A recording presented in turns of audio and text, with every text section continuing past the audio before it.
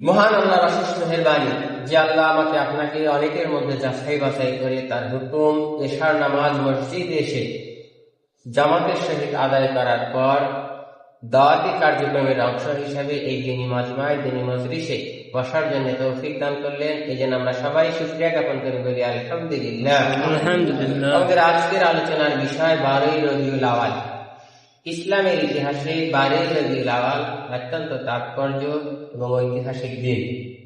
কারণ নবী করিম সাল্লাল্লাহু আলাইহি সাল্লাম এই দিনে জন্ম গ্রহণ করেন, আবার এই দিনেই দুনিয়া থেকে বিদায় নেন। এই দিনটিকে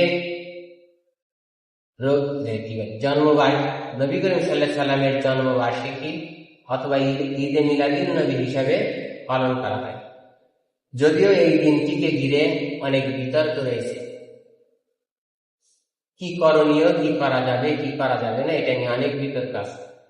কিন্তু আমি আপনি যদি এই সর্বশেষ নবীর উম্মত দাবি করি, কিয়ামতের কঠিন দিনে নবী করিম সাল্লাল্লাহু আলাইহি সাল্লামের সুপারিশ সাফায়াত কামনা করি, তবে আমাকে আপনাকে অবশ্যই নবীর যে আদর্শ, নবীর যে দেওয়া উপদেশ সেটাকে মানতে হবে। নবীর যে সুন্নত সেটা আমার আপনার মধ্যে তুলে ধরতে হবে, তবেই হবে নবীর সুপারিশ পাওয়ার আশা করা যায়। যেমন আমার আপনার লেবাস যদি নবীর মতো হয়, আমার আপনার দাড়ি যদি নবীর মতো হয়, আমাকে প্রমাণ দিতে হবে নবীর দেওয়া আদর্শ, নবীর রেখে যাওয়া আদর্শ, নবী যেভাবে করতে হচ্ছে সেটা করা।